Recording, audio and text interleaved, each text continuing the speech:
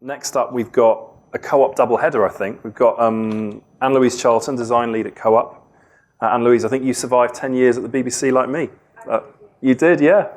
Come out the other side. We weren't institutionalised. We survived. That's brilliant. And Adam Warburton, also, who's head of digital products at Co-op. Adam and Anne-Louise, please take the stage. Thank you very much.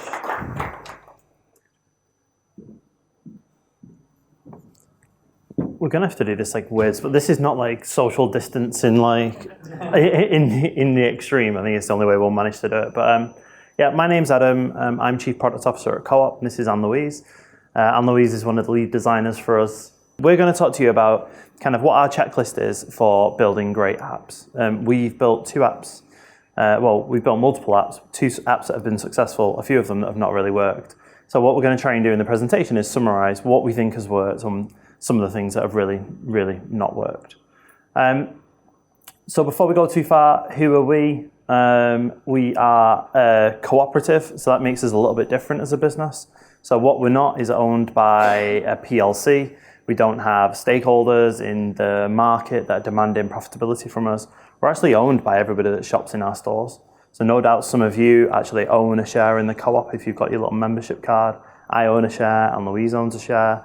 And what that means is when we think about shareholder value, we actually think about how we can return value to communities, because ultimately we're owned by communities. So it's a really interesting model, which lets us think about some of this stuff a little different. It means that we're not having to focus only on commercial value. We can also think about how do we generate societal value as well as generating commercial value at the same time. So for our app journey, we started back in, I think it was 2017. I just joined Co-op. I'd been a mobile director at TravelX, and I'd done some work at Asda and Walmart on apps. And the first week, came in the door, sat down with Steve, the CEO, and he said, I want an app. He said, well, it's great, like, what's this app gonna do? I said, I don't know, that's your job. Like, I want an app. Like, every other retailer's got an app, so just go build an app. Like, you've got that app experience, that's why you've come in, go build us an app. And there was backwards and forwards for a while, and I tried to shift the conversation. I was like, well, what's the outcome you want by us having an app? And he absolutely stumped me, because he said, I want an app in the App Store. And that technically is an outcome. So I was a bit screwed when he said that. And what we agreed was, rather than just be bloody minded about it and dig in, we'd say, okay, well, we'll try and build an app. We'll see what we can try and do. We'll see what value we can try and bring. And we'll test it with colleagues first so that we don't kind of embarrass ourselves in public. And this is the app that we launched. It had 5,000 users. We have 75,000 colleagues, and only 5,000 of them decided to actually download it and use it. It had a retention rate over 14 days of 3%. So that means after downloading it, 2 weeks later, only 3% of people were still using it. And safe to say, we showed that data to the CEO, and he said, okay, well, maybe we don't launch this app. Maybe there's a different app that we go after. So what we started to do is go through a process of ideation, discovery, alpha testing, beta testing to try and find out what we could actually get to. And Anne-Louise is going to show you the app. They're doing it remotely. Right. So we've got to give them Ta-da! So this is where we are today. 2 million downloads. We're very proud of our app. Within the app, we have a discover section where customers can find out ways to shop, where to shop, recipes, deals. Our big draw for our app is our weekly offers. These are personalised to members. You get a selection of 8 offers per week, and you can choose 2 each week. We have, as Adam explained, membership of the Co-op. Everybody pays £1 to become a member of the Co-op, which gives them a share in the Co-op, and they get a membership card.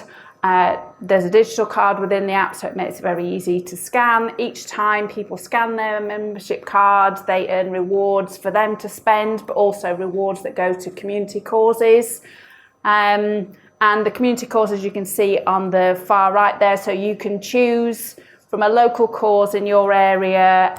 Local causes bid each year to be included in the list, and so each time you shop in a store, you contribute something to a local cause and they get the money direct.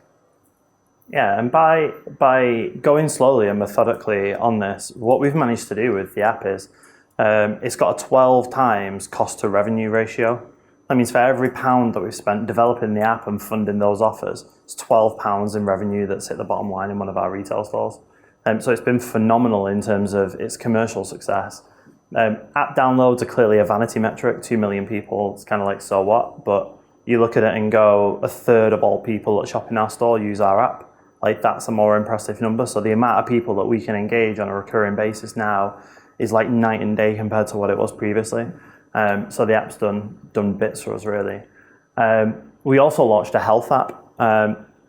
So we partnered with Apadmi and we built an app so that you could order repeat prescriptions on an app. Tap a couple of buttons and it would turn up at your door. So no more standing in line at the pharmacist and they've not quite got the right meds and your prescription's not quite in.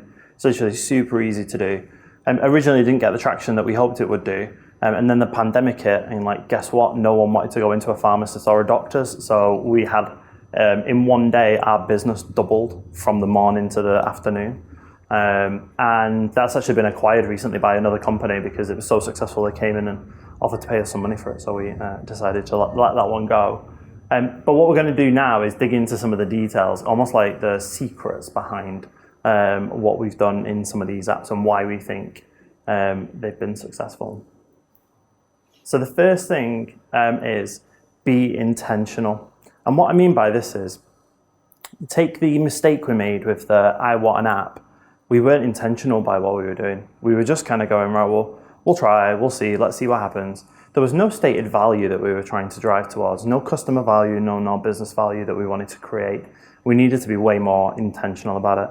And we still slip up on this sometimes. I was in a product review with a team yesterday and they've spent £350,000 building a new feature for one of our products that I won't name. And when we look at, does that work?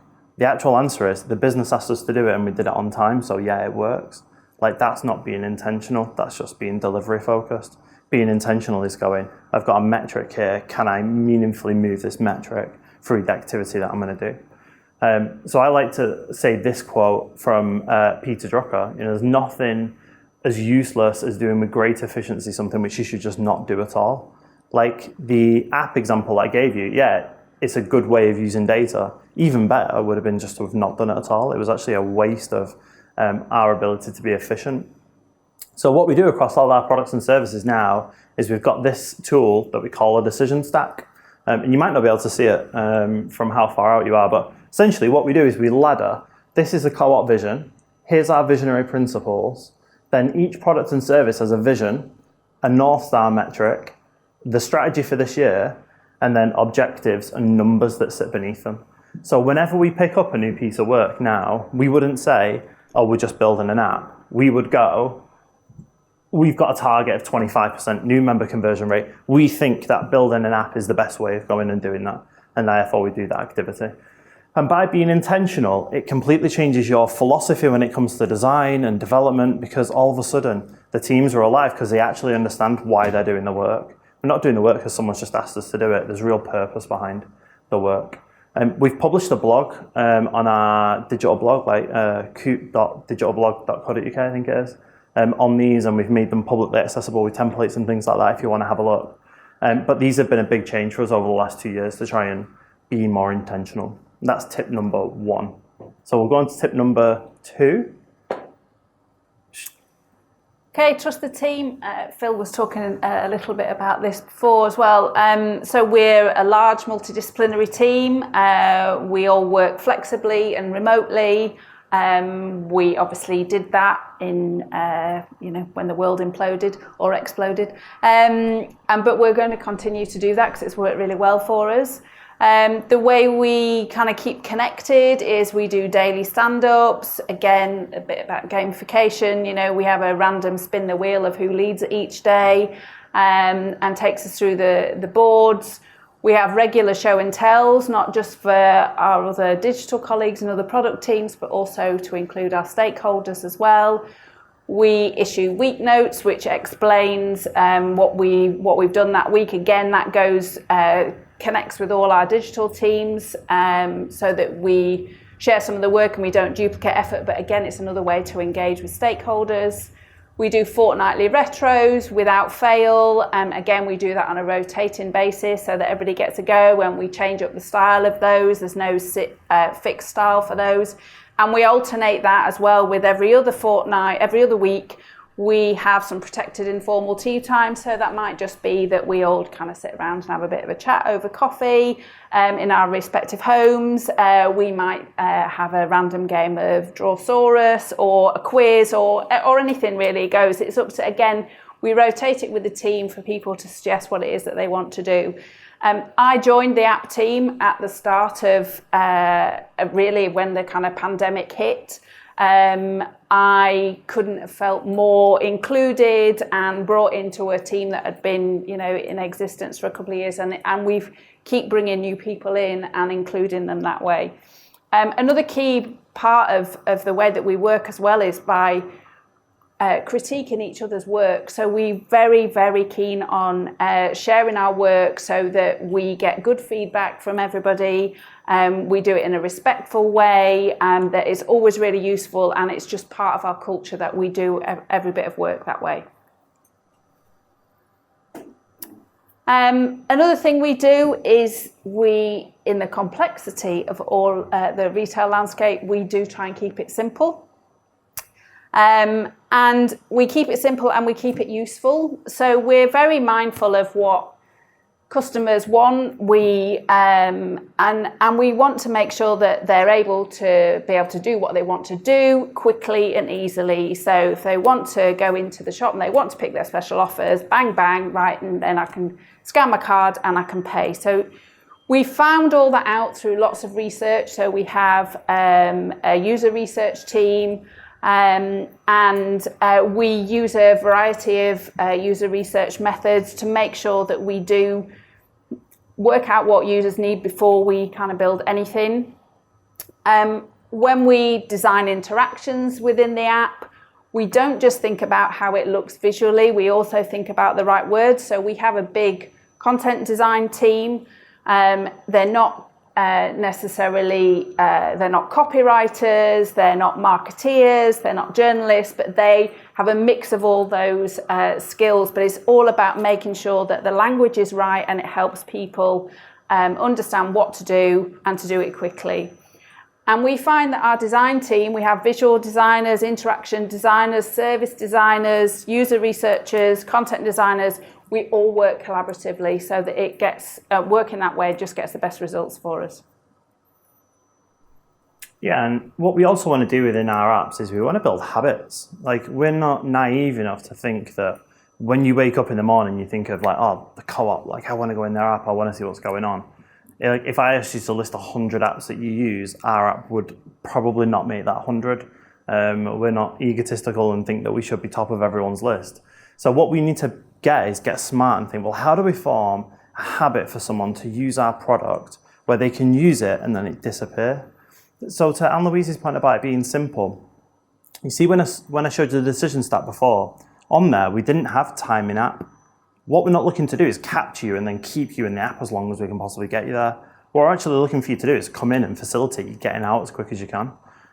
You can literally use that app. You can stand at a till and go, I could have got some money off this. Get the app out, go, that offer, put your phone back in your pocket, scan your card and it's done.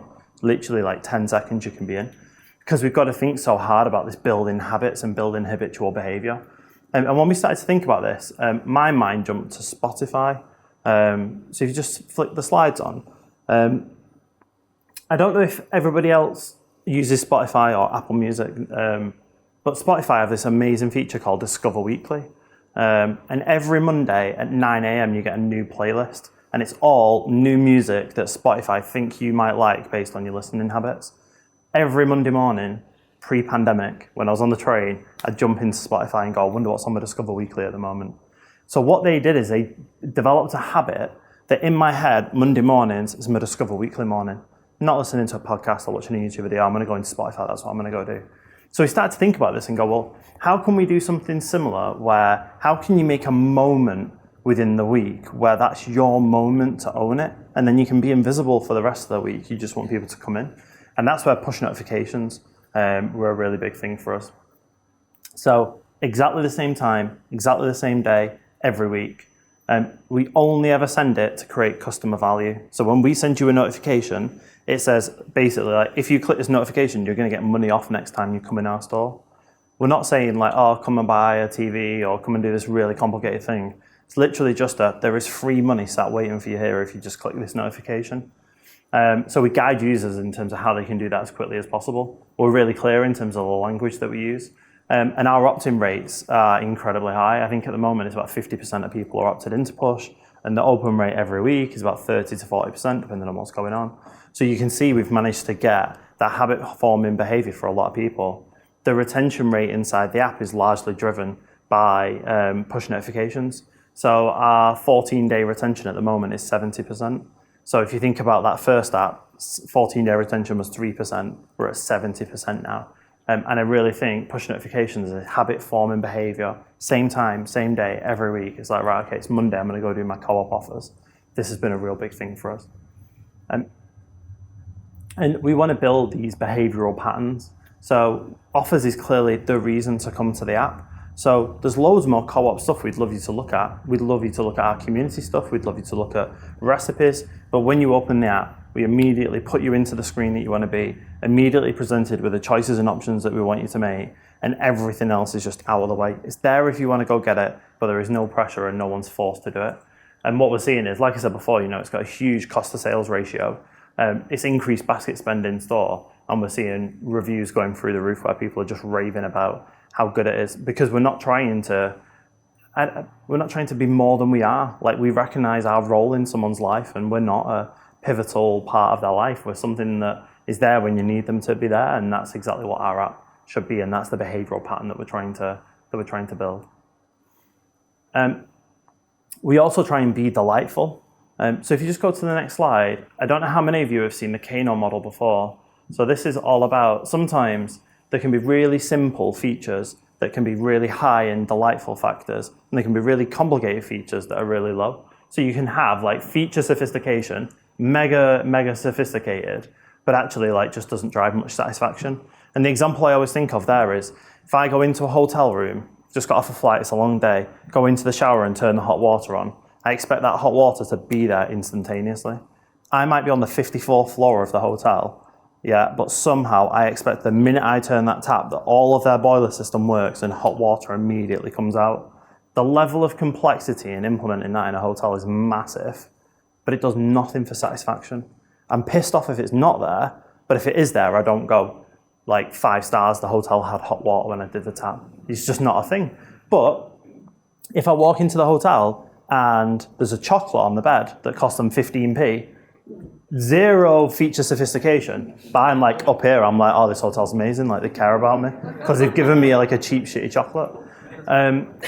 So this is what the Kano model is think about like, what are the small things that we can do that make a massive difference? And we've really tried to think about that in our app. So if you go to the next slide, this is, for example, like if you're donating, because you can donate some of your balance in our app. So you donate it, little confetti cannon, as you've done it. It's tiny, not really a big thing. But like what that shows to customers is we care. Really simply, like we're not having to say that we care. We're just showing you we care. Like we care about design. We care about crafting good experiences, and we'll do things like that. If you go on to the next slide, when you choose your offer, get simple little animations, and you see it flick off to the side, and you'll see the app build out. So we've really focused on transition and animation to be little moments of delight that we layer throughout the app, so that when you use the app, it's actually an enjoyable experience to use it. On the next slide was an example from when I was at Travelex doing foreign currency. When you placed your order, we looked at the currency that you'd ordered, and then the salutation was in the language of the currency you'd ordered. So if you typed in that you were going to France, it would say Bon Voyage on your order confirmation screen. If you said that you were going to Germany, it was in German, I can't remember what it was. and with other languages. But we literally would get people like screenshotting that on Twitter and being like, how amazing is it that a company like Travelex has just like greeted me in the language of the place that I'm going to. That was so simple to do. You're literally talking about half a day's dev. People are raving over it. We spend 6 months doing some other things and people don't give a shit. So that makes a big difference, and those little moments of delight really can kind of drive this habitual behavior, drive people's loyalty and wanting to come back in. If you go to the next slide, we're nearly wrapping up. We've not got too much longer. But release notes are another way of doing it. Like this popped off massively on social media last week. I'm not sure if you saw it. This was Slack's release notes in the App Store. And basically all they said is, we don't really have much to say about this app release. How are you all doing? We hope you're all right. That's all. Love you. Like, they had people screenshotting this and going absolutely mental about it on Twitter. All just because they were thoughtful and diligent. So you could write app release notes that are like 2 pages long about all these minute details that you really care about and no customer does. Or you can just show that you're compassionate and show like, hey, I'm a human, like it's a human team that built this. We care about you, therefore we're going to tell you. In our release notes, we use really simple human language. We don't go into any like technical complexity. We just say, right, we fixed this thing for you. Like the other week, we just put, we've made it quicker to open the app. That was it. Like, there's no point in going like, we removed this complexity, we removed the screen, we did this. It's like, no, the customers care about things like that, so we just said it was a bit quicker. So making the app and everything that surrounds the app as delightful as possible is really important to us. If you go on to the next slide. So another thing that we're really passionate about is removing barriers, making sure that no one should be prevented from interacting with us or using our services. Some of the things that we've done recently to address people who've got access needs, we did a colour contrast audit. So we looked at every text, every bit of text, every background, every icon, every button, to make sure that we hit guidelines in terms of colour contrast, so that if you've got any visual impairment or you may be autistic, that some colour contrast can make it really, really difficult for you. So we made sure that everything passed our accessibility standards. We've also improved as well in phone settings. So our app can be used with the large text feature. Again, there's around, I think, about 10% of the population have got some visual impairment. So that's a big chunk of people that you're excluding if you don't help them. Another thing we've done as well is introduce dark mode as well, which again can improve readability in certain environments and again helps people with visual impairments. Also, we've all been looking at screens like a gazillion times more than we were doing in the last 18 months. My eyes are going, I don't know about anybody else's. So, being able to just switch, just give your eyes a bit of a rest sometimes is really, and also in dark mode, it looks very elegant, even though I say so myself. And the other thing we do as well is we always listen to feedback. We listen to feedback from as I explained, from our digital colleagues, but we give our users the opportunity to feedback directly to us in the app. So there's an easy, quick link that they can just email us and tell us what they think. It's not just, we don't just want them to just leave reviews in the App Store. They can leave bad reviews and that's not great for us. We'd rather start to have that conversation with them direct. But it also gives us a range of evidence as well to kind of review and work out what users actually do want. So one of the things that we got lots of comments about was that users wanted to be able to add their membership card to Apple Wallet. So that's what we did. We added it as a new feature. Yeah, and when we say that we are listening to customers, I think the key there in the language is we're not listening verbatim to what customers say. So what we're not doing is saying, tell us the thing that we should build next, and we'll just go do it. We're listening to what they say so that we can understand the problems that they've got, so that we can solve the problems in a similar way that Phil was talking about before. So to summarize, really, the key learnings for us are be clear on why we need an app or why you need an app and the value it can create. Because if you're not sold on that point, don't even bother. Just don't even start. Make sure the team's empowered and make sure they understand, point one, why you actually need the app. Make it really simple. Focus on doing one thing. Can you do that one thing brilliantly, brilliantly well? Build habits. So the app might be the center of your world. It might be the only thing that you're looking at or your teams are looking at, but it's not the center of your customer's world. So how are you going to form habit forming behavior? Remove barriers. Make sure apps are inclusive. It's actually a shocking number of apps that don't work with screen readers and other assistive technology. It's actually just outright discrimination that we don't invest more time in that, and we'll hold our hands up. Like the first couple of releases of our app were nowhere near the standard that we'd like them to be at for accessibility, but they are now. and listen to what problems customers have, not what they say verbatim. And they're the things that we've done to build our app. So thank you very much.